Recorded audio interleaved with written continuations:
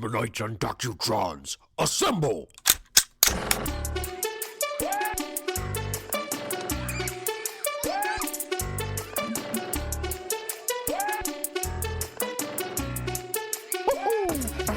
Okay, so back in the day, I was way above the wave, man. I traded in the girls for the video games. I played so much Super Smash Bros. Other kids called me names. They called me Mike Tyson's. So basically, this is Beaveman on the dock, and I am the Beaveman. And with me today is Ron. Hey. And so if you're a fan of Ron, you're going to be a Romulan. That makes no sense. Oh, that's just. If you're a fan of Beaveman, you're a Beavemanite. Doc's not here, but if you're a fan of the Doc, you're a Docutron. But with us today, of course, is Paper Doc. Paper Doc, go ahead and weigh in. It's good that you're here with us. Yes, as always, I'm the Paper Doc, and this is my show, Beaveman and the Paper Doc. And I'd like to welcome Ron to the show. Well, thank you.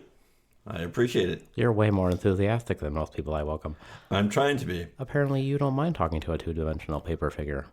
You know, when you spend time alone, that's all you have. Oh, so you've got lots of little paper friends at home. I do. Oh, okay. Well, I myself don't really know what to say about that. Well, then you should probably just sit down, Doc. It's like socks become hand puppets, become your best friend. Okay, I mean, that's fine. There's nothing wrong with that. It's better than talking to yourself all the time. Who said I wasn't? Well, I mean, you can they do got to that take too. on a personality of their own. You got to give them backstories. And why is that one sock being ostracized and under your mattress? Right. Why is that one sock really hard and that one's not? Exactly. That might have been younger days. Well. Oh, younger days. Okay. Oh, so you just now got that joke. No, I didn't. I just never mind where it was going. It trailed off like a comet. Right. How was your holiday? Fantastic for the most part. I mean, like any other thing. I mean, relatives yelled at each other and got together. And there were no fights. Right. Every Thanksgiving is either a joyous holiday or a WWE match sometimes. Oh wow, really? So you actually have arguing at your dinners, at your Yeah, get-togethers? yeah, like any other family we do. We don't. Right? Wow. What's we that don't. like? I don't know. I think a long time ago, maybe 20 years ago, we would have argued a little, but now we don't. There's no point.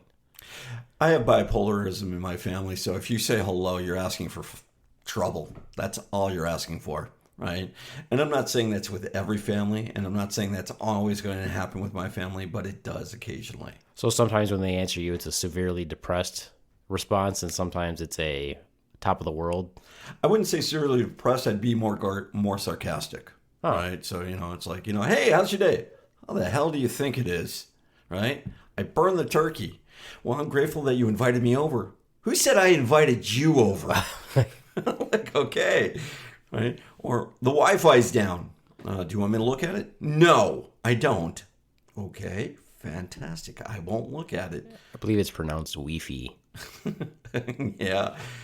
One of the things my sister, really great. I love you, Diane. She used to In manage. case Diane listens to Yeah, this in case podcast. Diane does. Is Diane a fan of this podcast? She will.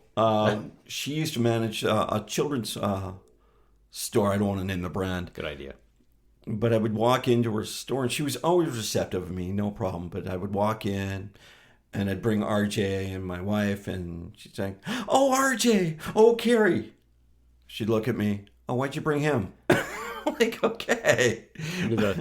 But she was always joking. It was great.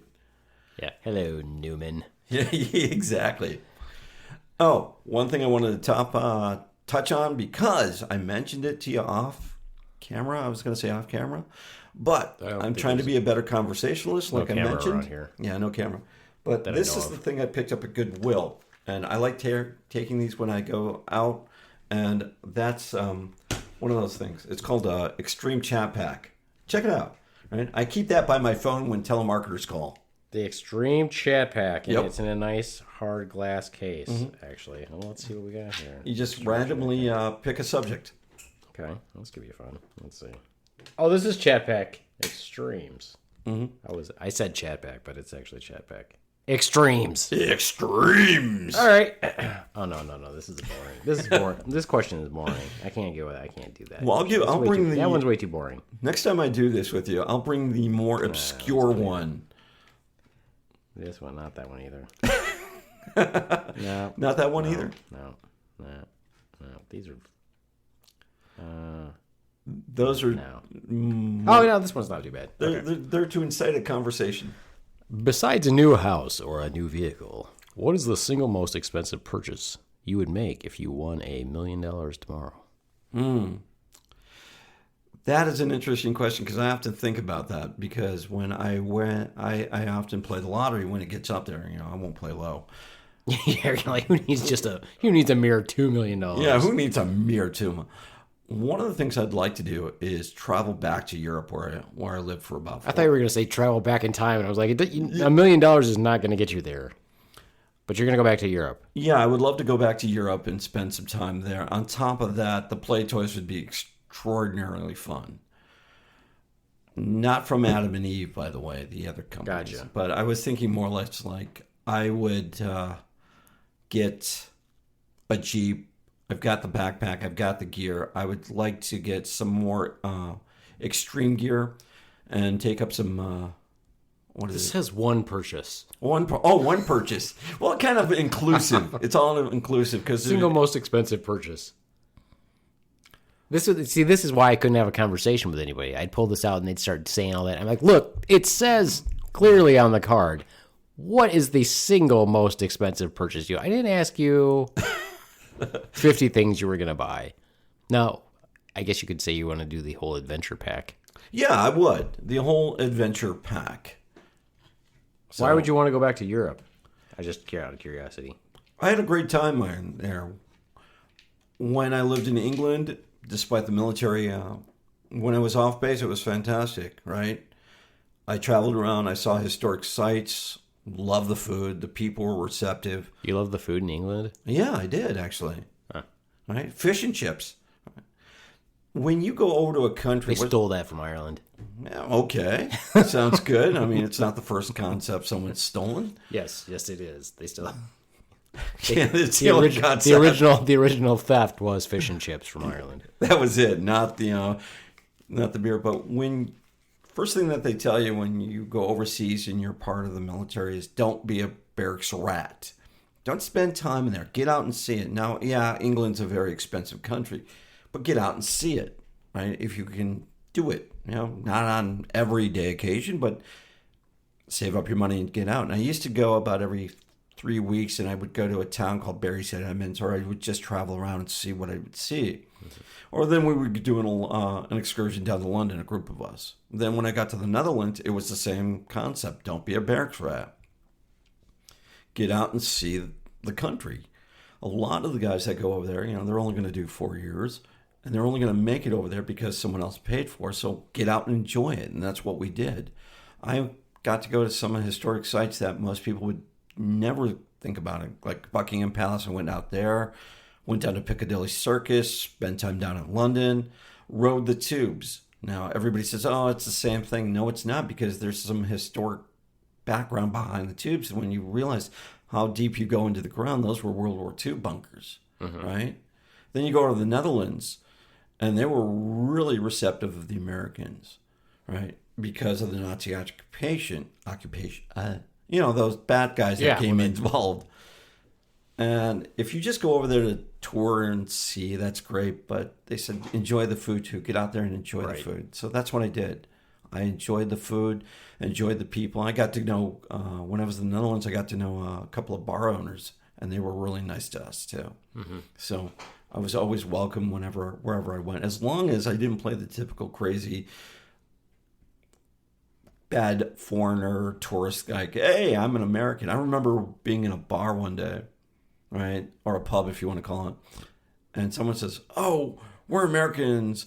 We can kick your ass. And I looked around. Have you seen the size of the people in the Netherlands? Right? On top of that, you're just one or two people, maybe three. Mm-hmm. And, we're in good standings with this country. On top of that, you're surrounded by the Dutch and all the other people in here. You want to start a fight, bring in a division, bring your squadron, bring a platoon, then start shit. Don't start shit on your own. No, and then the people that I did one field problem in the Netherlands, and it was a blast. It was actually the only field problem I ever did that I gained weight. Mm-hmm. because every breakfast, every lunch, every dinner we had while we were in garrison before we went to the field was all bread, meats, cheese, fish. Yeah. And we just stuffed ourselves. And then actually when we jumped into the field problem, I had in my bag, in my backpack, I had my rucksack, I had bread, cheese, meats for like 2 days that I threw in my rucksack with me, along with my other stuff that I usually carry. Where in the Netherlands were you at? I don't know, some Netherlandish spot. Let's see. I remember the bases there. There's actually only. It was like an Air Force base, but we did everything with their special forces. So Yeah, there are 3 bases I know of. One was Woensdrecht that never came online. The other one was Schusterberg Air Base, or Camp New Amsterdam, and the other one was Gilsryan, and that was the secondary setup that if that base fell or they were doing construction on that for whatever reason, sorry about that, they would ship us out there. So yeah. Cool. Yeah, I don't know which one it was. Because all I know is like I said, whenever we did field problems in other countries, all the special forces were sent there from the other countries, the special forces, or their long range surveillance people. And we were long range surveillance, not special forces. So we always did combined. If it was in another country, it was a combined field problem. Awesome. So like the Greeks were there, the Turks were there, the Dutch were there, the Belgiques, the Germans, all their special forces would come and do it. So did you ever make it up to Germany in K-Town? Well, I was in Germany. I was stationed in Germany. Oh, so are you familiar with K-Town? No, because I was a barracks rat. That's what I did. I just hung out in the barracks.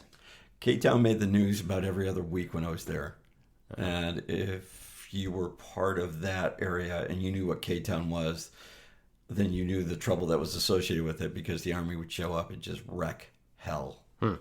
Yeah, well, where we were pretty well known, and for bar fights and all kinds of crap. Bar fights? No way. The Army got in bar fights? Yeah, all the time. No way. Yep. This is a podcast, right? Not a confession. No, I mean, I didn't. I only ever got in like maybe 2 when I was in Germany, but that was my first duty station, so I was with a lot of people that were very amped up on certain stuff, whether it was alcohol or steroids or whatever. And Are you saying the military drank a lot? They definitely drink a lot. Definitely drank a lot. Yeah, that's where I learned to drink, was my first 2 years in Germany. Yeah. And I didn't drink beer, so all the party games you play, all the drinking games you play, I did with rum and whiskey. Wow. Because I hated beer. That's the one thing when you went over to Europe. You're a little bit younger than me, but when you went over there, like, oh, drinking age in America is 21. They're like, do you know where you're at? Right. Come on. We drink from birth in Germany. Mm-hmm.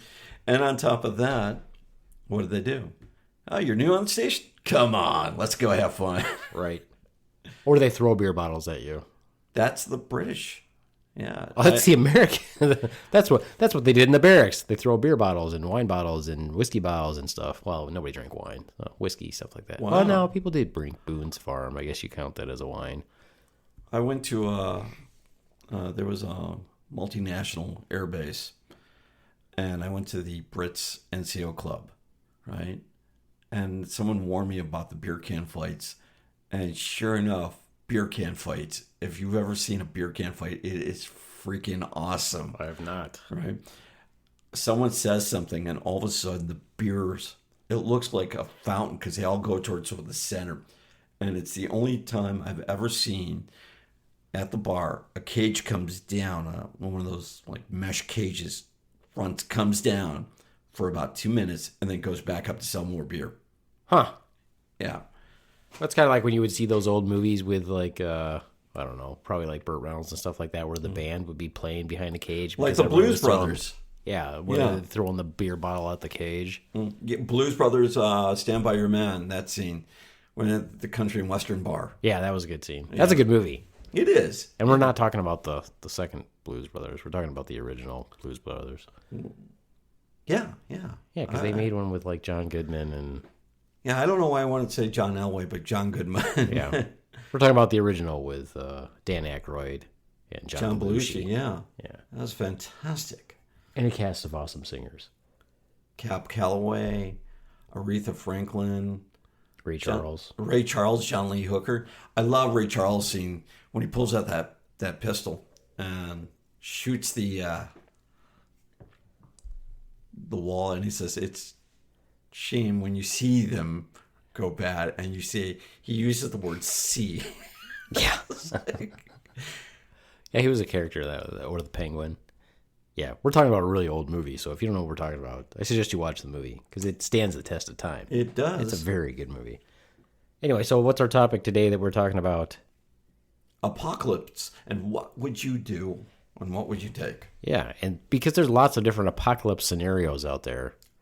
Have you seen I don't know if it's even on National Geographic anymore, but you can find it streaming, the old Doomsday Preppers shows. Yeah, and when you started to go there, I'm like, I bet he's going to mention that. Yeah, I did. In fact, recently, just because I've been watching bushcraft materials and how to make stuff. I've always been fascinated about these guys who go out in the woods, right? And there's a couple of great YouTube channels out there on how they make shelter from nothing, right? I don't know who's doing the camera though, because how are they doing that? But I'm out here alone.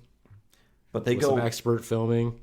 Yeah, I don't get it. How are they doing that? But these guys go from chopping down a tree with primitive stuff to building like a five-level multi-mansion with a car garage. Really? It's fantastic, right? And an indoor swimming pool. Right. Maybe a slight exaggeration for the end of the world, but... Well, if you got to go big. I mean, I don't want to have to chlorinate a pool, and I'm worried about the apocalypse. No, but they do build it from the scratch up. I mean, it's amazing that the skills that these guys do. Like the guy made one that was just fantastic. He built the frame up, and then he made the clay tiles for the roof, all by hand. Everything was by hand. And he even made a little fireplace for it, too. Mm-hmm. And when you think about how primitive it was and how he made it, it's a skill that's almost lost these days. Well, it's because, nobody has time to do that crap in the first place unless you have funding or you're rich. Yeah. I mean, you got to have the land to put it on in the first place, which is a commodity. It is. And, depending on where you live. That brings it up. I mean, during an apocalypse, will that come into play? Can you build a shelter without someone trying to shoot at you? Right. You got to have some security. Mm-hmm. I agree. What I find interesting about the Doomsday Preppers show, if you've never seen the Doomsday Preppers, basically these morons, I mean these people, they're on the show and they all have their idea of what the apocalypse is going to be. None of them are just preparing for a general overall apocalypse. It's always, I think there's going to be a solar flare, or I think there's going to be a nuclear war, or I think it's going to be this. So each show is like, I believe it's going to be this reason, this is why I'm preparing for it. I'm like, why don't you just generally preparing for an apocalypse? I don't know why it has to be something specific. So if I prepare for a massive solar flare, does that mean that I'm not prepared for the collapse of the economy? One thing, when I was in the military, I used to get a magazine called The Survivalist, right? And I remember that. Yeah, I remember that magazine. One of the things that I want to distinguish right away is there's a difference between a survivalist and one of these nutcases who goes out and takes on the government. That's not that. It was like how to prepare your own meats and your own food and how to put a weapons cache together in case you're stranded out in the middle of nowhere, right? Or how to take care and field strip your weapon in case you needed to clean it up, because the Air Force trained me in that, but how often do I use it? Right? How often have I seen a weapon? Mm-hmm. The other thing is survivaling, that's a new word for the day. Survivaling. Bob, I'll take survivaling for 200. What is new word for the day? Right. When you look at the concept of survivalist versus nutcase, and you kind of lump them in together, it's like, no. I'm preparing for an emergency. And a survivalist, in my opinion, just prepares for an emergency. Not just the collapse of anything, but up in Maine where I lived, if you got snowed in for a couple of days, and literally you could get snowed in for a couple of days, and you ran out of food, you were screwed, because you're not going to walk through 9 feet of snow with winds howling at you. Right. So, that taught me to be a survivalist. Be prepared for the eventuality that you may not be able to get out, versus the world is coming to an end. And what have you done to survive? Right. Right. Honestly, I've got a lot of adult magazines staved up and a couple of socks. Right, there you go. So, I mean, it was long. That will get you through a good period of time.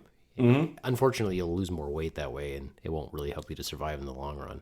But I will look good. So when the world comes back online, they'll go, how did you lose all that weight? And I can go on and make my own infomercial and become rich and answer that one question you asked. What was the one big purchase I would make? You're like, socks?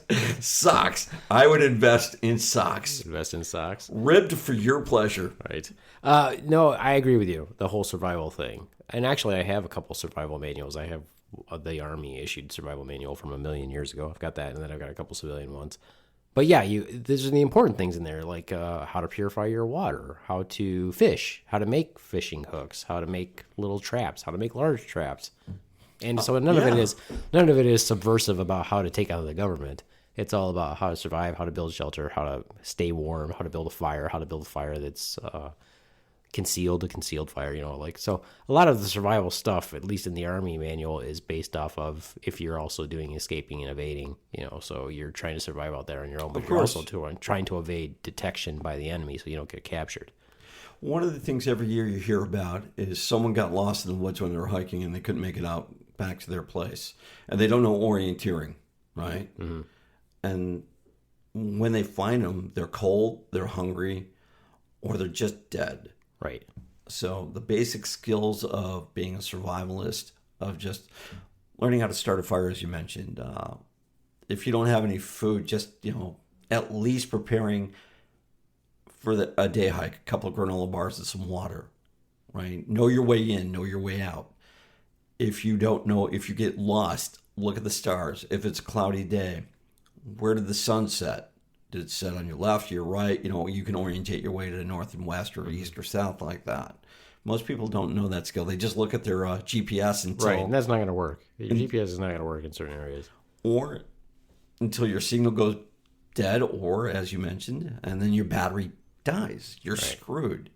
So how do you make your basic fire? How do you make your basic snares? How do you make your basic shelter? Most people don't know how to do that. No. And I, for one, don't know how to make a decent trap. I know how to capture a burger. That's real easy. You go right up to the drive-thru. They're simple to catch. Yeah. Well, I mean, the little deadfall trap is probably the easiest one to make. I mean, that's an easy trap. See, I never learned how to make traps. Yeah. So, I mean, and if you're around fishing, fishing is the easiest one to do too. I mean, you just literally, if it's by a running stream, you take a bunch of rocks, build your own dam, and try to get the fish in there, and then you just grab them out. See, that's something I didn't know either, right? I've always been the old way of fishing is like throw the lure in and hopefully you'll catch something. Right. When I saw how to create my own dam, I thought that's fantastic. Yeah, I'm like, that's like idiot. That's a total idiot move. And you're like, no, that's a genius move because that's not hard at all. You can like, just build a little dam there and trap the fish and throw them out. Boom, done. Work smarter, not harder. Exactly. Right. Or if you've got someone who's really big and fat, size them up. See how much, a little campfire, roast them up. Yeah. I mean, there's going to be some sustainability there. I don't know how, if they're really big, they can stay alive too. You can just lop off a spot here and there. And just remember the question I asked the last time I was here, elderly or babies? Right. And I got to go with the babies first. Got to go with the babies first, people. Got to go with the babies first. But yeah, survivability is one thing. I mean, if you know how to start a fire, and then once again, setting up a perimeter just to make sure that, you're going to be safe tonight, right? People, when they get lost, just don't know how to dress for the eventuality of anything. Right. Well, I mean, just people going for hikes in the Grand Canyon, right? If you go to the Grand Canyon and you go on different trails, posted at each trail is like, do you have this? And if you're going to go on the trail, they actually, all the rangers tell you, they're like, this is what you have to have. And it's posted everywhere. Really? You've got to have fluids with electrolytes. You've got to have food. You've got to have water. You've got to have this, all these things. Even if that trail takes you an hour down and an hour back up, this is all the stuff that we want you to have, especially in the warmer months, because they have people die there all the time that, they have heat stroke and like, oh yeah, once heat stroke sets in, you're fucked because these people will go, that aren't used to hiking trails or anything. They're like, oh, I can go ahead and hike this trail.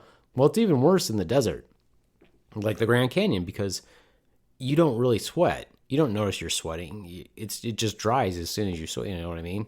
So if you're walking in 100, if it's 90 degrees, 100 degrees, whatever, you decide you're going to go for a trail walk, and you're like, oh, I can do this all day because I'm not sweating. No, you're losing tons of water, knucklehead, and they just don't drink. It's like hiking on the Appalachian Trail, too. If you've ever been there, when you go off that trail, you won't see those blazes on the tree, and then you're lost. Right?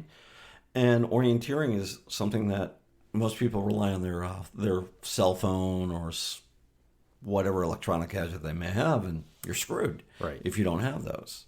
So when I hike, I kind of make sure that I know what I'm doing. And in an apocalypse, if you don't have those basic skills, you're pretty much you're at the whimsy of somebody else then, because if you get that rogue leader who says we're gonna hike all day, right? And I'm like, okay, but feel free to leave. And you've got no skills, you're going to be dead within a couple of days. Oh, for sure. And it's going to take you a while to learn that stuff. And who are you going to trust anyway? But that's kind of where you look at it, too. Like, I guess I look at the apocalypse, I would say, not just is it, what could possibly happen? What's the most likely thing to happen? And I don't know, does it really matter what the most likely thing to happen is, depending on survivability or not? Because once everything goes bad, what's the rules? Oh, if a large group of people in society miss 4 meals in a row, that leads to an apocalyptic scenario. I'm like, I don't really think that's accurate, but I don't think so. I've seen 4 meals is nothing. Like, you miss 4 meals, who gives a shit? But homeless go 5 days. But I guess they're talking about grand scale. Like, if the entire population of the United States missed 4 meals in a row because of famine or something like that, maybe. What do you think is the most realistic apocalyptic scenario? Actually, let me do this. Let me read you the top 13 that I got from this website, and then we can talk about what we actually think is the most realistic apocalypse scenario. Okay. Okay, and this is from the engineering and technology site, so endt.theiet.org if anybody wants to look it up. This is the final countdown of the top 13 apocalypse scenarios. Number 13, the Jupiter effect, which I've never freaking heard of. What is the Jupiter effect? That is based on the 1974 book, The Jupiter Effect by John Gribben and Stephen Plagerman, foresaw that the end of the world would come from the alignment of the solar system planets. This would create catastrophes such as a giant earthquake on the San Andreas Fault. That just happened in... it just happened in 2000 something. Most of the planets were all aligned. Well, this is all of them. Yeah, no, they were all aligned. But would it matter? What difference would that make if all the planets aligned? What's it going to do? Blot out the sun for 24 hours? Clearly not. No, but it would herald out an apocalyptic cult. Are you saying cults don't deserve to exist? Yeah, but how apocalyptic are they going to be? They're just going to kill themselves. They'd have to have like a major following. Even Scientology. How many people does Scientology actually have? Heaven's Gate had a following. Right, but how many people died from Heaven's Gate? A lot. Yeah, but not comparatively to our, 330 million people in the United States. Well, it's a start. Yeah, I'm just saying I don't think this one's enough. I don't think this is a likely scenario. Okay, I agree. Number 12, the zombie apocalypse. That can happen. I think that's possible. But, however, like I've said before, even if the zombie apocalypse happened, you just have to wait out the zombies. I mean, muscle tissue, tendon tissue, the actual ability to maneuver themselves and move would be not likely for very long. That would be true. However, and there's this big however, if they're roaming in packs. Now, the pack mentality is consume, move on, consume, move on. So you would have to eliminate them. And as people die, do they get assimilated to the zombie? And that's the thing. Mm-hmm. So you start out with one infected person. They bite someone or they infect someone. Now you've got 2. Those 2 infect someone. 4. So it keeps doubling. So it's a major containment that you have to have. On top of that, you have to make sure that if that happens, you have to survive yourself. You get into a group, right? And that's basically the George Romero scenario or the Walking Dead scenario. Is now you find a collective group and you work towards a common good. But now you've got other groups coming out of nowhere doing the same thing, but They want your stuff. Well, I think that at least with the the whole thing about the zombies, I don't think that with the zombies it would be a reanimation situation. I think that it's more likely that you're living and then you become a zombie as a living person. So if you died, your tissue's not going to reanimate itself. So if you're infected, you become a zombie-like entity. But I don't think it's a reanimation scenario where people die and like in the Walking Dead, where they die, they're all going to become zombies, but you have to stab them in the brain to keep that from happening. I'm like, I don't buy that one. So I thought about that scenario and how could that happen? And it would happen possibly, and I say possibly because I'm not really sure about it, but with nanotechnology. And these mini robots within the bloodstream would connect somehow. And what would they feed off of it is live blood cells, red blood cells or whatever, and the electrical impulses of the brain. So if you have a fuel to fuel that electrical impulse, they would survive. And like a car battery, the brain stays alive for so long and then it dies. So how do you shut down a zombie? You stab it through the brain, basically the car battery, it's dead, killing that electrical impulse to those nanonite in the bloodstream. So that's a sci-fi scenario. I thought that through, and I'm like, yeah, it could happen. Yeah, that's a possible scenario. When I'm looking at, because when I look at the zombie apocalypse, I look at it from a biological standpoint. I'm like, is it biological invasive species or something like that, or a super virus that is taking over? That's why it's like a animating that pandemic. tissue. Yeah, basically. And so when you look at when I look at the likely scenarios of the apocalypse, the most likely scenario I think of is the pandemic. That's the most likely scenario I think of. Now, does the pandemic have could it be a hand-in-hand situation with the zombie apocalypse? Sure. But that's the one that I think is most likely. If you really want to put those two together, you look at the Black Plague of Europe. And it was just like that. Once you were infected, you were ostracized. Or if you were thought to be infected, you were ostracized. So you could only hang out with a certain type of group, or you were put offshore. So now you're starving to death. So you know that village has what you want. You and a bunch of people start roaming, start going to that. Now you infect that village. It gets bigger and bigger and bigger. So combining the two, the pandemic and the zombie apocalypse, there you go. Right. And that's what I think would happen. Yeah, so a different idea of what a zombie would be, basically. It's not the horror film sci-fi version that we're thinking of. Or a politician, for that matter. I've seen exactly. Once a politician infects people, it starts spreading. Well, I mean, you can be immune to that bullshit. That's the same thing as a cult. You can immune yourself to the bullshit of a politician. I can? Yeah. It's free thought. Here's a good one, though. Are you telling me to be free thought, though? I'm just saying you could be. Oh, I can. So is it free thought that you've told me I can? Well, it would be your choice to decide if that's what you're going to do. Are you telling me I have that choice?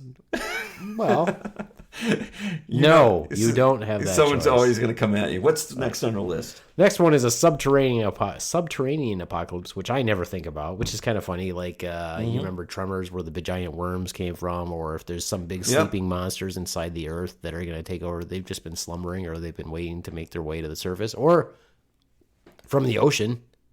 Yeah, like the Loch Ness, the Megalodon, or the giant squid. Yeah, I would look more like Megalodon, or literally like I'm assuming, but because I haven't seen them, I'm assuming that's kind of what the idea behind the new Godzilla movies, that like Mothra is finally coming, and Godzilla, and where have they been all this time, deep inside the earth or deep inside the oceans? I don't know, because I haven't seen the movies. Neither have I, but if they're leaving huge craters to be filled in, then. Well, but they don't care, right? We are. If we were invaded, so to speak, by these ancient creatures, our existence, man, it doesn't matter to them. They're about becoming the gods of the earth, so they can have battles between each other. They don't care about the collateral damage to the human race. We're inconsequential to them.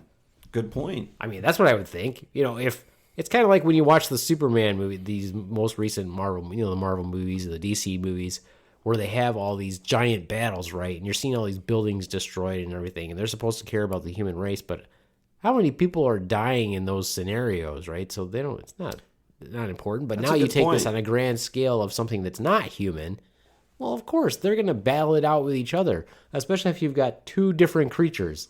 Godzilla's a great example, right? Mm-hmm. You got Godzilla. There's no other Godzilla. And then you've got this giant whatever, like Mothra.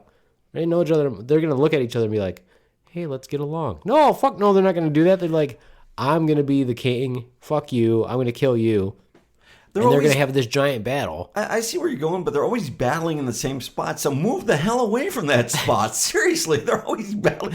Oh, look, they invaded Tokyo. Again, who knew for the 5th time? Right. Move away. Just move away. Exactly. Go to Russia. Right? You got lots of room to play around there. And with a name like Monster Island, stay the hell away. Yeah, seriously, I don't know why Bob got crushed by Godzilla. Did Monster Island not be a big clue for you? No, and if you've got, like I said, if you have no ties to humanity, and why would they? Mm-hmm. It doesn't matter if billions of, if millions of us get killed while they're fighting. They don't. Why would they care? So that would be the large scale destruction of the human race. I've noticed that in older Godzilla movies. Then you bring it up because he was a force for good, because they were very political movies in some aspects, but he never killed a lot of the humans. He killed a lot of those toy tanks, but I never saw those occupied by people. Right. And then you always saw the string, and you always saw the planes come through, and I'm like, oh, he's just killing toys. Well, yeah, kill the toys. I don't care then. No one else is getting killed. Right. They're parachuting out. They're getting out before that happens. I haven't seen the most I don't even know if the most latest Godzilla movie has been released, but I saw the preview for that, and it was like, all these ancient animals or creatures or monsters were coming up, and they were fighting. They're like, we gotta call Godzilla, man. We need Godzilla on our side. I'm like, what? You got why does Godzilla give a fuck about the human race? And on top of that, what about the space aliens always trying to copy Godzilla or the DNA of Godzilla, and they make Mecha Godzilla, right? Or they make a clone of Godzilla. Those aliens don't care. No.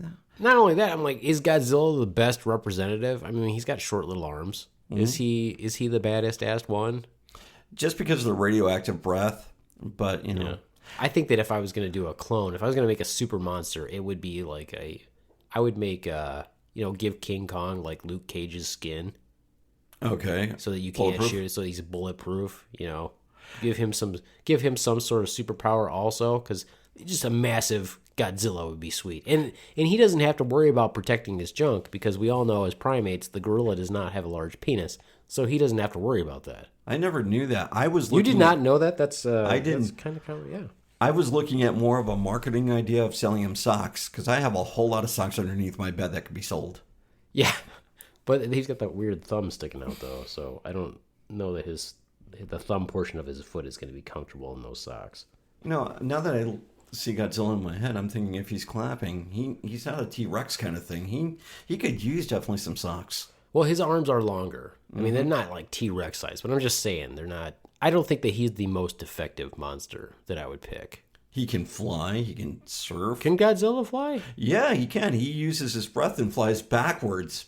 Right. I mean, I guess he's got some cool shit. And then he's also a parent.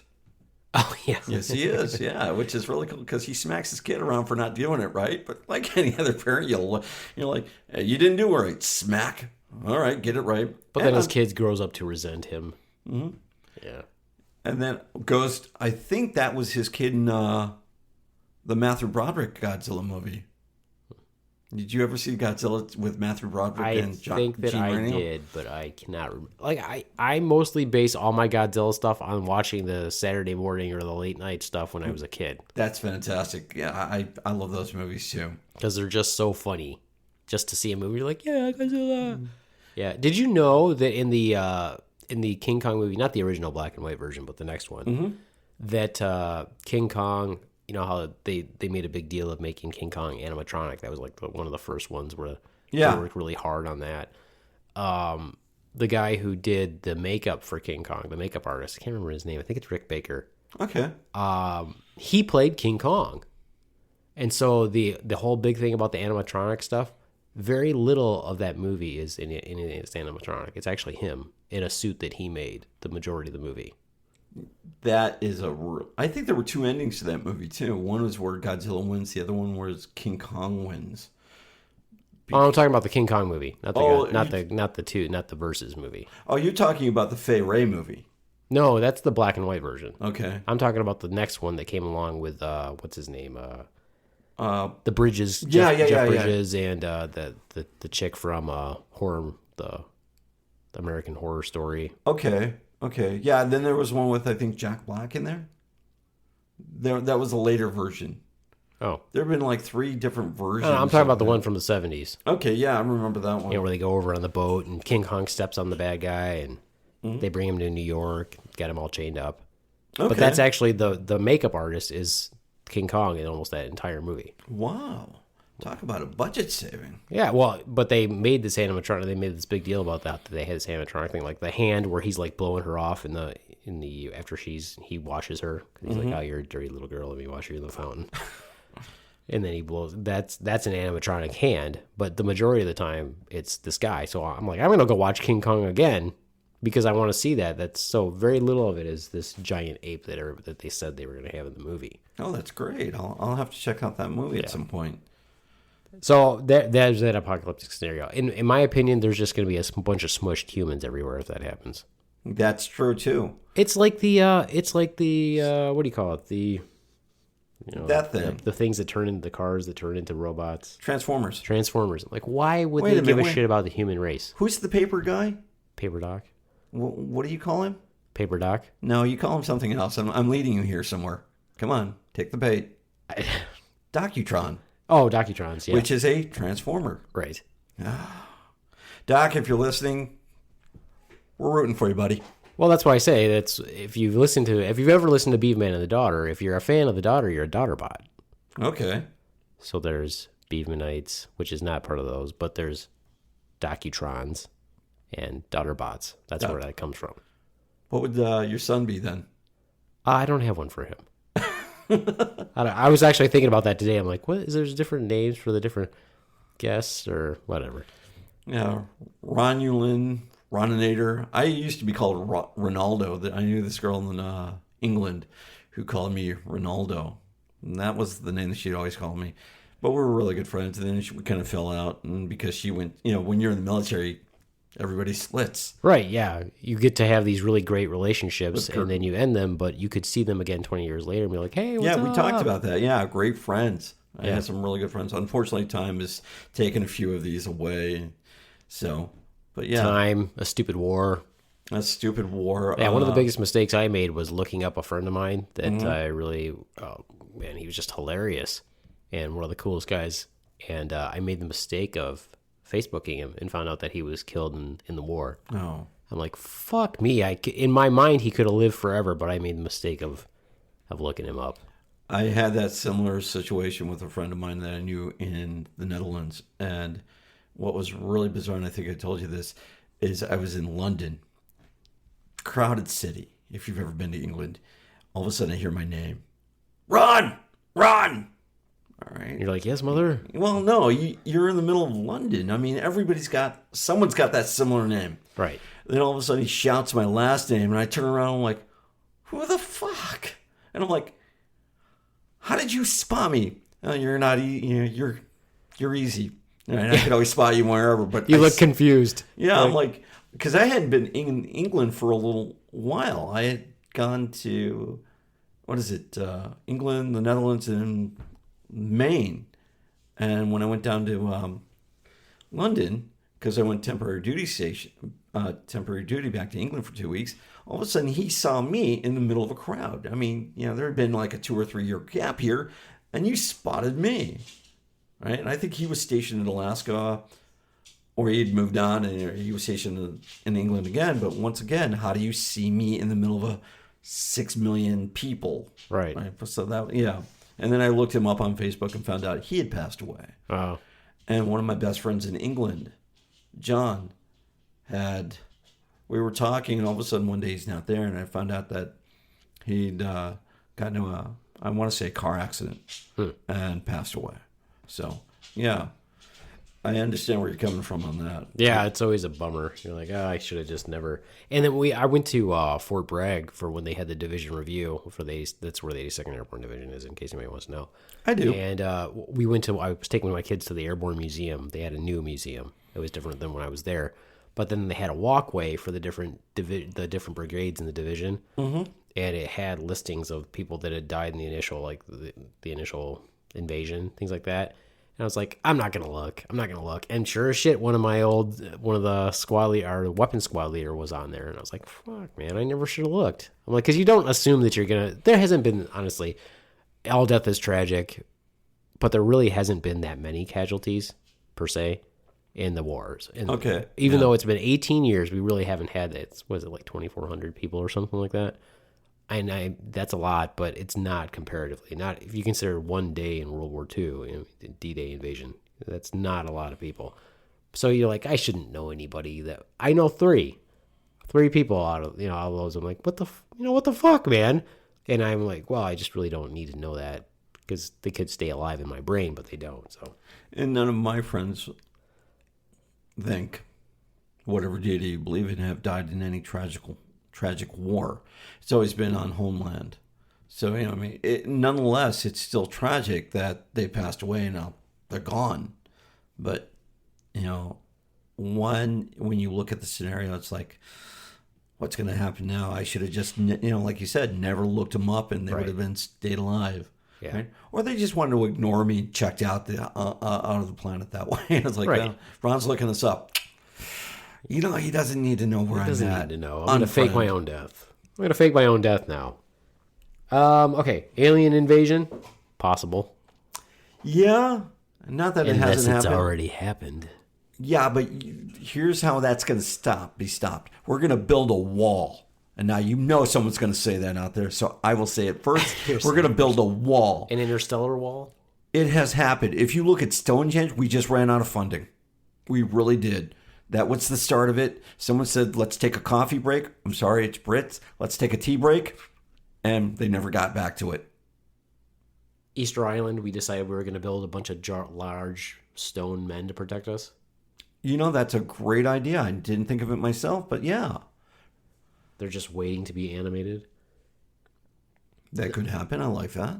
Oh, I think the alien invasion is possible. Now I'm starting to think that I'm starting to agree with some sort of the idea that aliens are actually transdimensional as opposed to coming to us by ships. I'm like, that's kind of that makes more sense. That actually makes more sense. Do they identify as transdimensional though? No. Okay. Well, I mean, they can, but they have their own special bathroom. Okay. But no.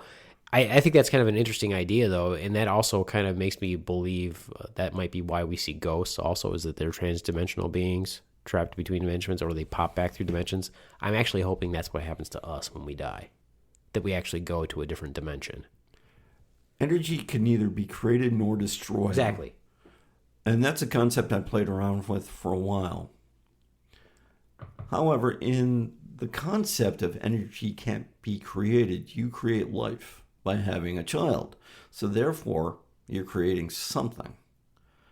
So, but can it be destroyed after it's been created? Now, that's one of those far-fetched concepts of, well, there was no life until you created it, so therefore there was no energy until you created it. Yeah. Now, can it be destroyed, though? And I can ground my kid, well, back when he was young, to his room, and I can take away his toys. You betcha I could. However, once we die, what happens to that energy level? Mm-hmm. And I understand, because Carrie, my wife, watches all these ghost shows. They've opened up a portal, right? And I'm like, I don't see it, right? And one she loves is they're always sending this guy named Billy into Billy. No, you got to watch it. I won't mention the name. I just find it ridiculous. I'm going to hit the table here. Did you hear that? It's so cold in here. Oh, my God. So the guy comes over, does this voiceover. What Billy doesn't know is that we're going to send him in the room, lock it down, and make it completely dark. And we're going to have a beer. Now, sure, I'm sleeping with Billy's wife, but he won't know that for a couple of weeks and only after this episode airs. And we'll see how he reacts to a dark room. And they got this camera, this IR camera on him. It's like, dude, dude, let me out. What Billy doesn't know is we've already left the scene. We're not even there anymore. We're not even there. Sorry, Billy.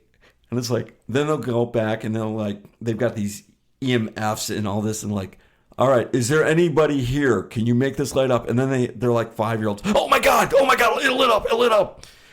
I feel like I should have a laser and they're cats. And Right. just zap it. Zap. Follow us around.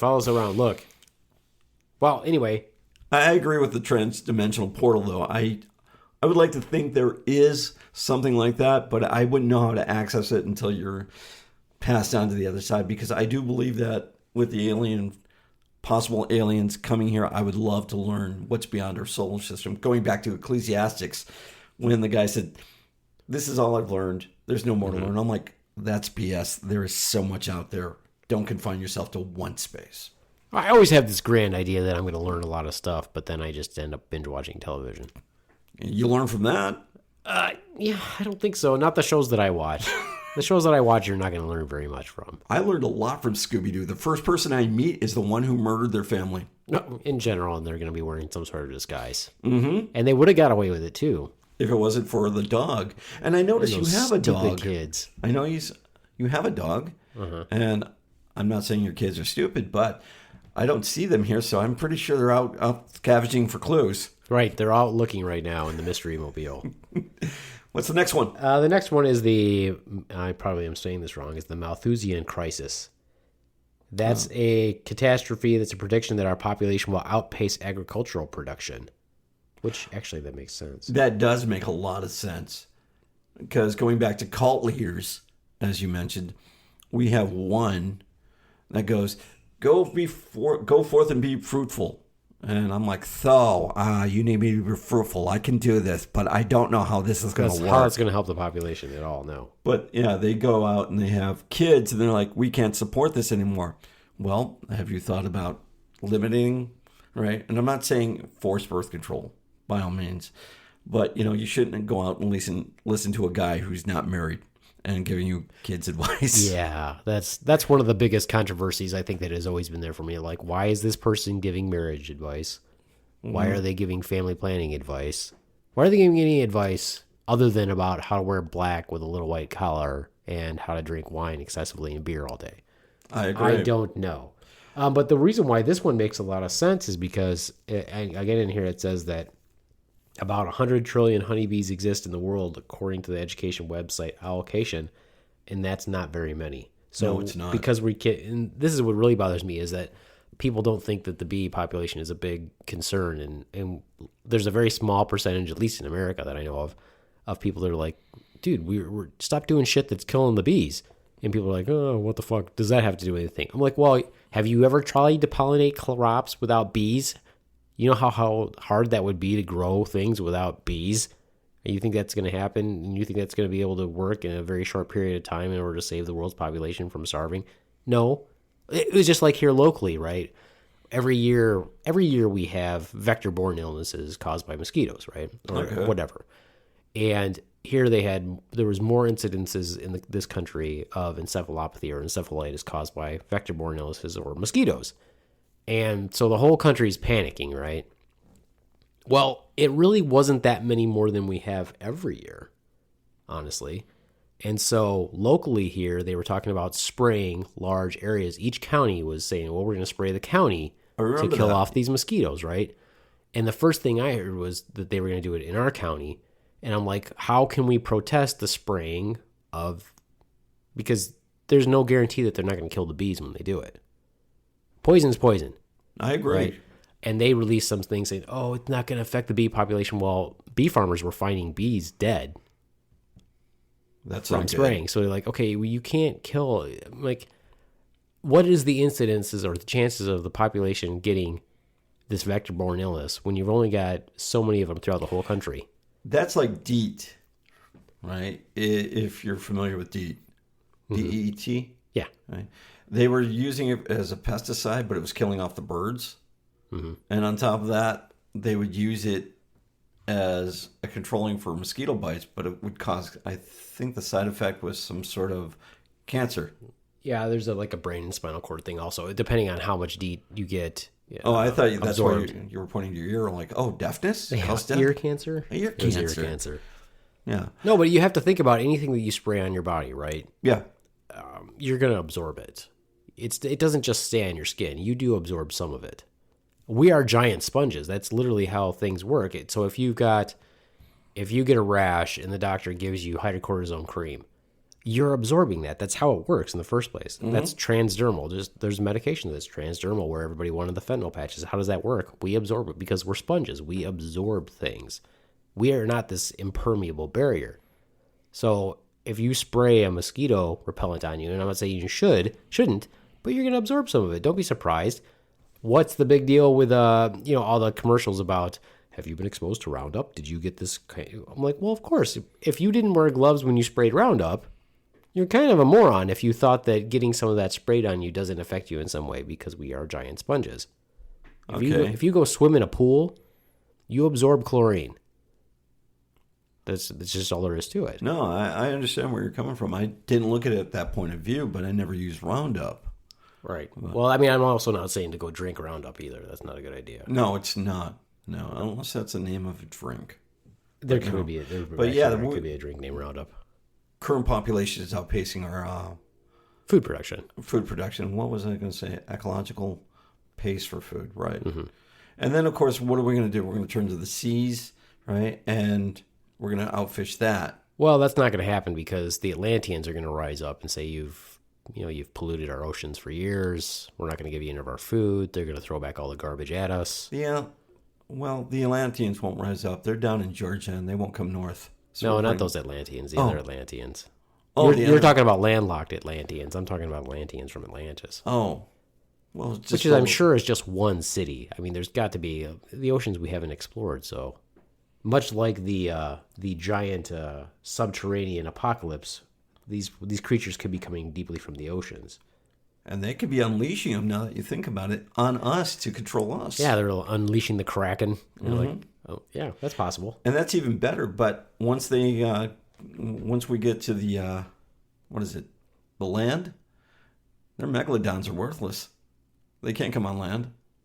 Well, I mean, but depending on how big they are, right, our land to sea ratio is not that great. So unless you're on the inner Earth, inside the hollow Earth, where there's more land, I mean, they could be far-reaching.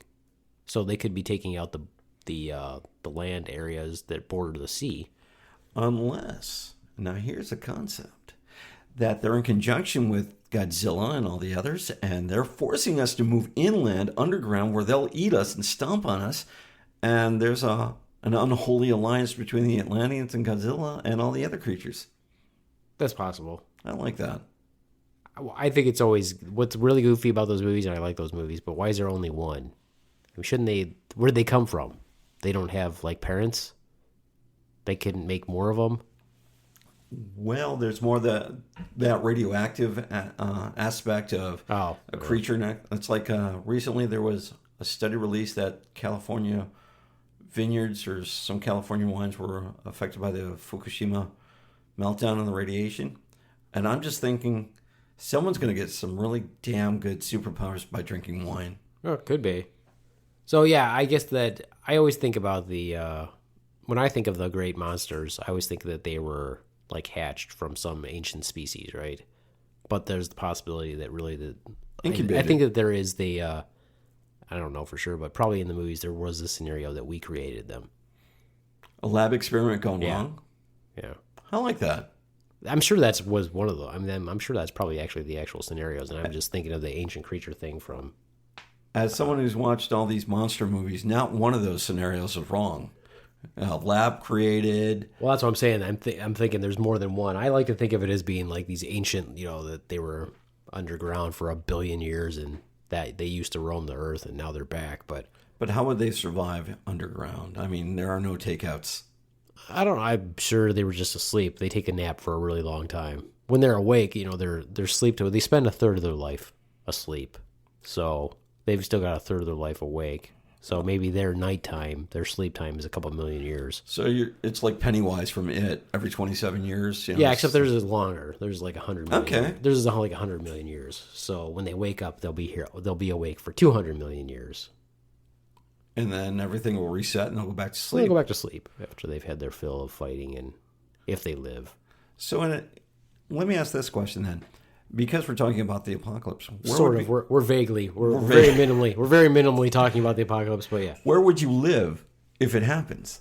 Oh, I think that most apocalypse scenarios, and this one's a different apocalypse scenario. In this scenario, I think that we'd all be wiped out pretty quickly. If you live in a large city, you're pretty much toast because for some reason, like you said, they all like to fight in large cities. Mm-hmm. So you're all going to get wiped out anyway, relatively quickly, just from the debris, the rubble, them destroying everything. Not like they're trying to wipe you out, but you're inconsequential. It's no different from them stepping on an ant. Okay. If you live in a more rural area, that stuff might not get to you later on except like famine and the collapse of the economy and the collapse of society as we know it. So I would just live in the woods. I'd probably head up to the UP. Okay. That's the Upper Peninsula for people that are not from Michigan. I could see that happening. I mean, it's a great place to go in general, like in this apocalypse scenario specifically, because if you know how to hunt and you know how to fish, you can farm a little bit, during certain months of the year, but there's plenty of wood up there for fuel, plenty of water up there. So you could survive for a long time if you've got a good network with people, 10, 20 people with you, or even just 4 until you start branching out to each other and helping each other out. That's if someone doesn't get power hungry. Right. Well, that's these roving bands that's kind of the scope of how they change things in The Walking Dead. They always had, at first it was just them against the zombies and trying to survive. And then, it was all these different factions vying for power or vying to supposedly to unite everyone, but really they weren't uniting everybody. They were just trying to be badasses. And I mean, that's possible too, but when you look at what's going to be the common enemy in that case, you're like, well, the common enemy is the destruction of society, and then they've got these roving bands of power. Yeah, I'm just going to fight them and kill them, or they're going to kill me, one of the two. Take what's theirs, or they'll take it from you. Right.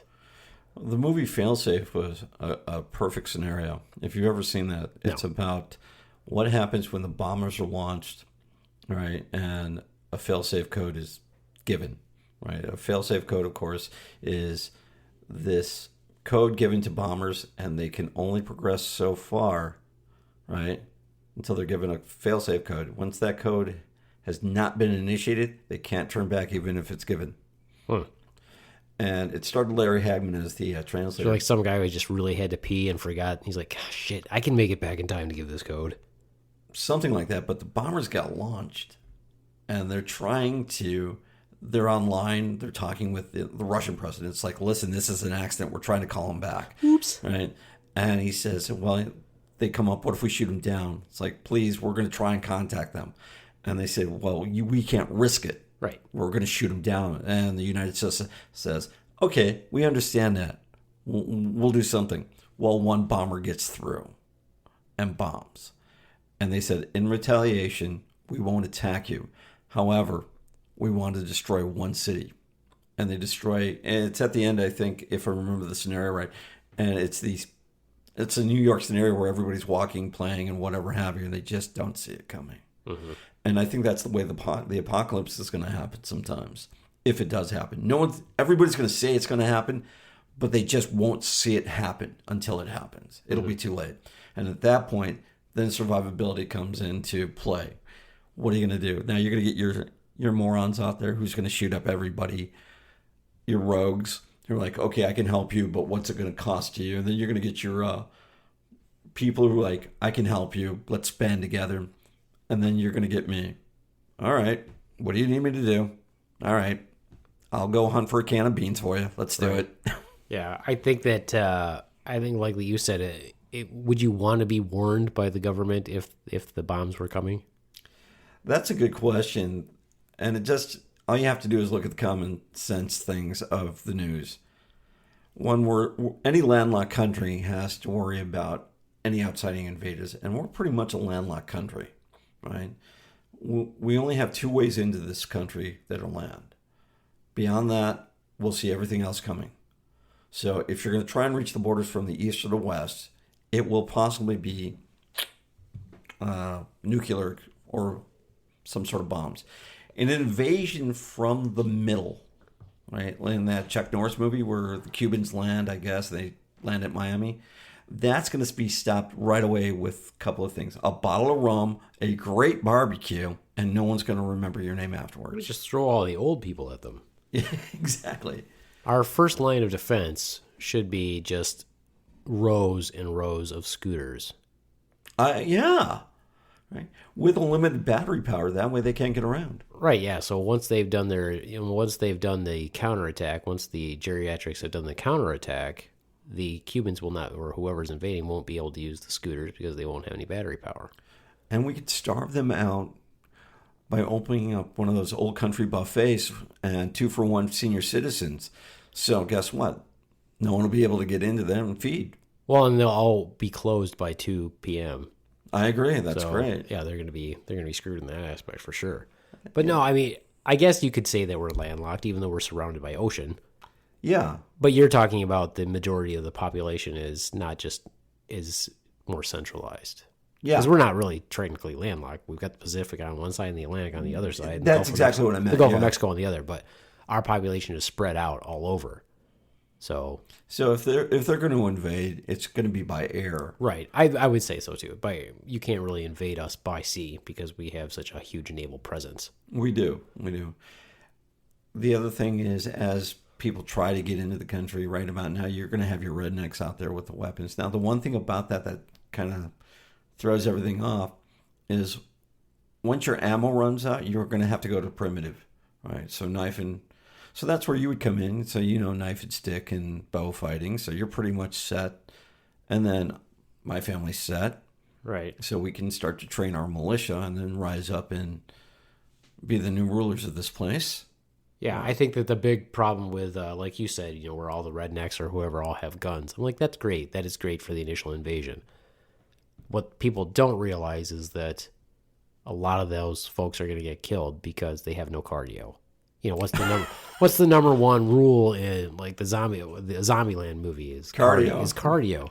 And I mean, it's not that I don't support my redneck brothers and sisters and my veteran brothers and sisters and stuff like that. I support them 100%. And because the veterans are technically the best, the most well-armed fighting force in the United States because we have so many of them compared to the military, and most of them have guns. However, what's the percentage of them that are actually in good enough shape to actually fight and do something more than throw a few rounds down range at the bad guys when they come? Probably not that many. The other thing is learning how to make improvised shelters and weapons. And when you look at some of the stuff out there versus an apocalyptic, once your ammo runs out, what do you use? And I've seen some pretty great improvised weapons where they use the baseball bat, of course, with barbed wire or nails, right? But beyond that, it's like taking apart a saw blade and putting it on a bat, or taking some gears and making some really great handheld weapons, right? Or using different things to set up a trap for game, right? So I've seen stuff like that, and I thought that's pretty amazing.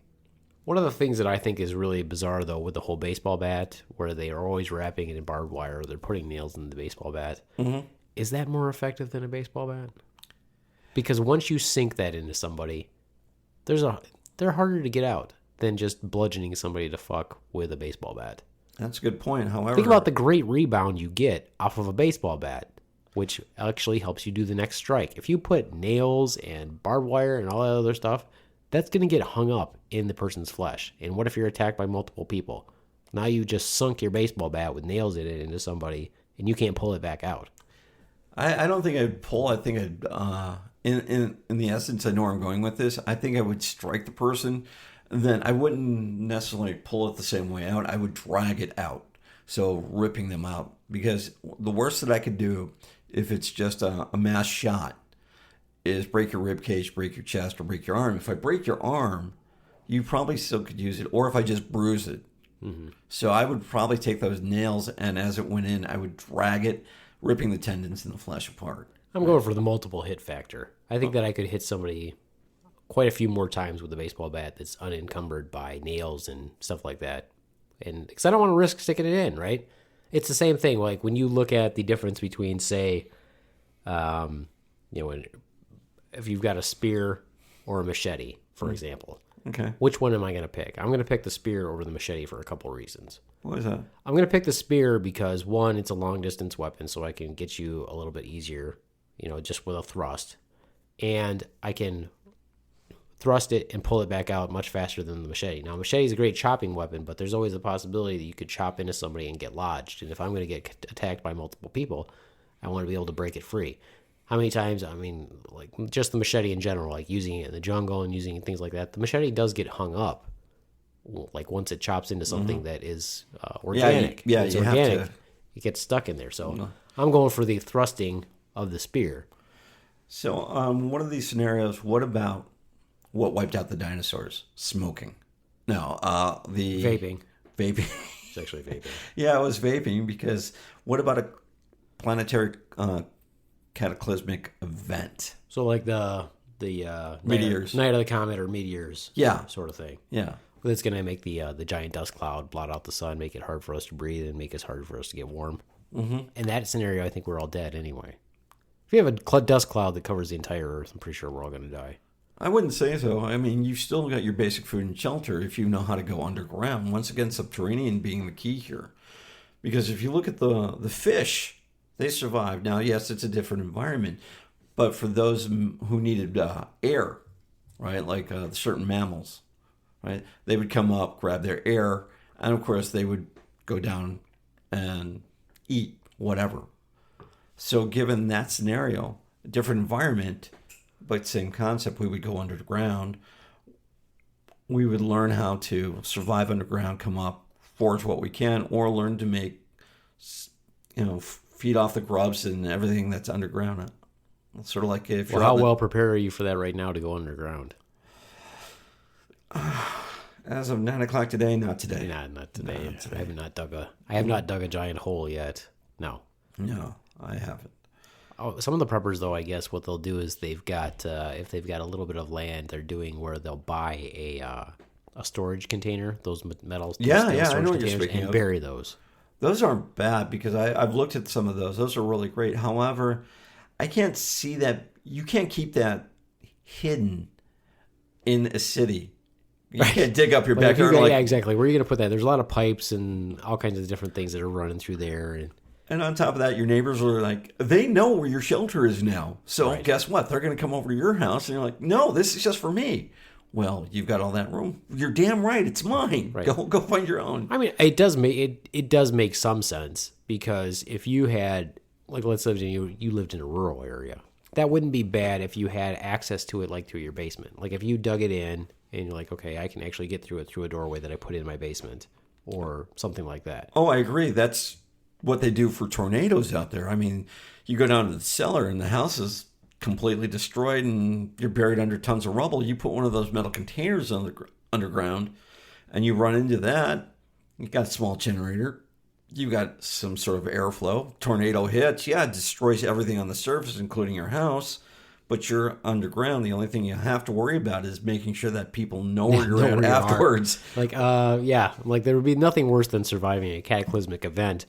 But you're like, we're safe. And like, nobody knows where we are. And we can't get out because there's 2,000 pounds of rubble in front of our door and we can't even get to it. And then in 100 years from now, they're like, oh, look, it's a mausoleum to this guy.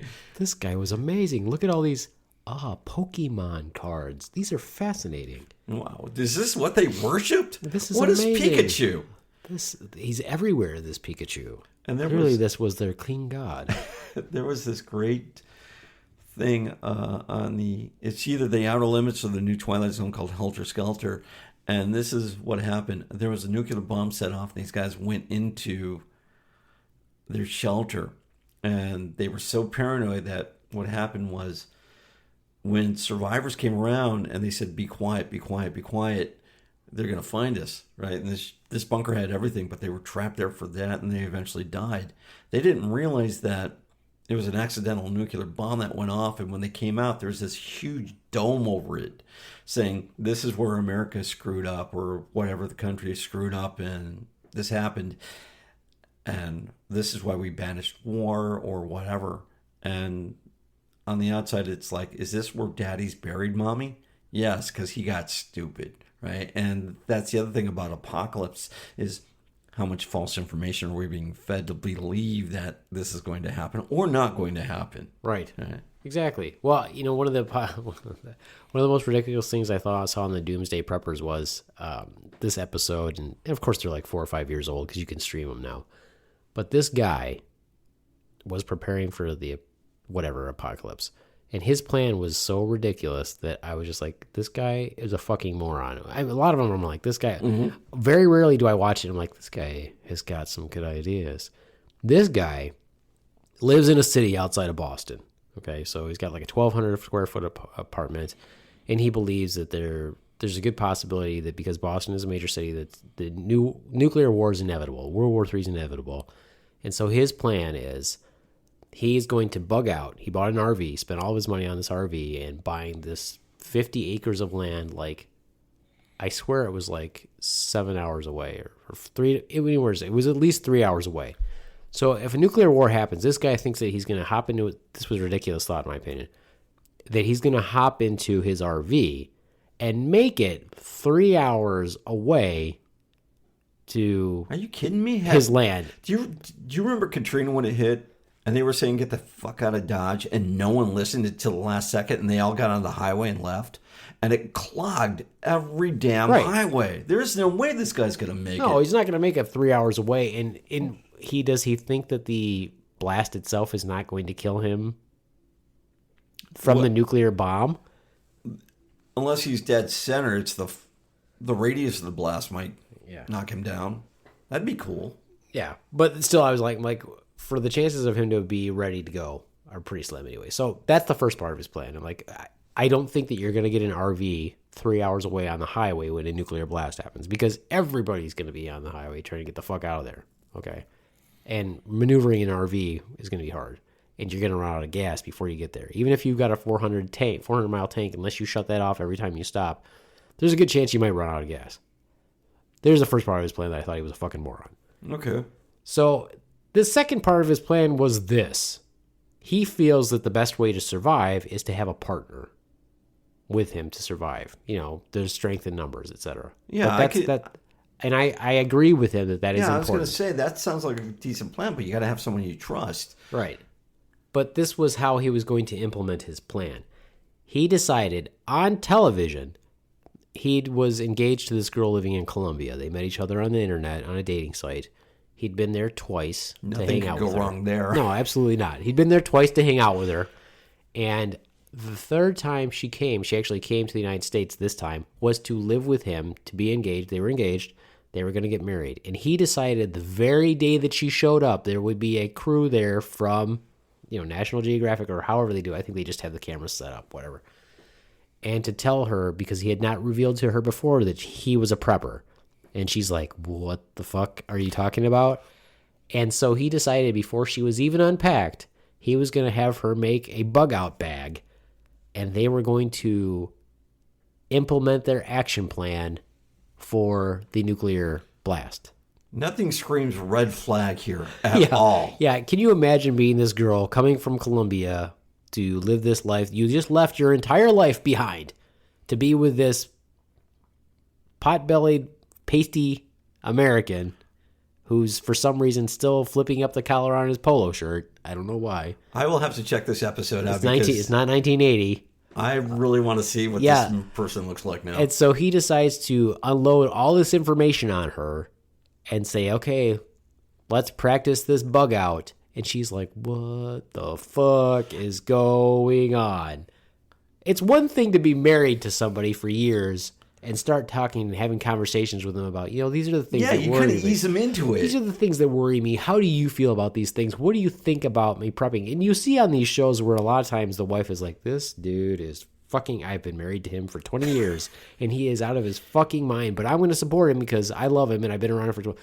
This guy takes a woman that he barely knows, brings her to this country and says, someday there's going to be a nuclear blast and we're going to get out of here. So we're going to practice now. And don't unpack. We're going to try this now.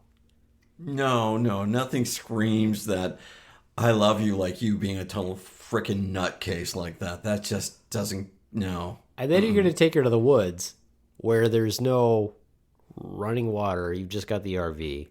This screams horror movie sequel. I'm like, don't get into the RV. Yeah, that's kind of what you're like. You're looking at it going like, don't get it. This. How many people know that you're here now? Have you met people that know that you're here? Did you give them your location in case you come up missing? Now, question: when you watch this, and I haven't ever seen this show, right? Not this particular episode. I've seen clips, but did she come from that part of Colombia, which was basically a third world wreck, or was it an affluent part? Well, where she said what she was from the city. Okay. One thing that she said, and what the interesting statement she made was, we don't think about this sort of thing in Colombia. We don't think about nuclear war and all this sort of stuff. We don't think about these bad things happening because in Colombia, bad things happen all the time. Yeah, that makes sense. We don't stockpile a year's worth of food. We don't do all this other stuff because bad things happen all the time. So this isn't in our radar. We live. My opinion, she was saying, was we live in turbulent times. We're not thinking about this grand picture that someday there's going to be an apocalypse because life is tough. Period. So we're not planning for this major thing like he's planning. And she's just, you could tell she thought he was a little bit crazy. And of course, that makes me think that she's going to think that all Americans are like that. They're like, oh, God, everybody's got to be doing this thing. Jeez, I'd like to see a follow-up and see if they're actually still together. Because, it's been like 4 years. I'm like, I could look and see if they're actually still together because that's ridiculous. I will check that episode out when I get a chance. That sounds like a really good episode. Yeah. Well, what we'll do is we can check that out and we can talk about it on our next podcast because we're an hour and 20 minutes in and we really didn't talk about the apocalypse at all. Yeah, we did. Well, a little bit. So I think we should continue our apocalypse talk. But this next time, what we'll do is we'll follow up on that idiot, and we'll talk about what we would use for the apocalypse. Oh, I like that. Like what vehicles we would use, what our network would be, weaponry, all that good stuff. How many socks I should bring. How many socks you should bring. Because you know what? That is one of the most important things as an infantryman that they do tell you is to make sure you take good care of your feet. Mm-hmm. And on top of that, they double as gloves. They double as gloves. No if gloves, you got good no wool love. socks. Exactly. All right, so I guess what we're gonna do is we're gonna continue it next time. I would appreciate that because we don't want to bore. We don't want to talk another hour and a half because people won't listen to the podcast. No. All right. So then for me, the Beaveman, I'm saying adios, mooch fuckos. Ron is waving goodbye. Yes, I'm waving goodbye. Goodbye. Thank you for having me, John. I enjoyed this. Good to have you.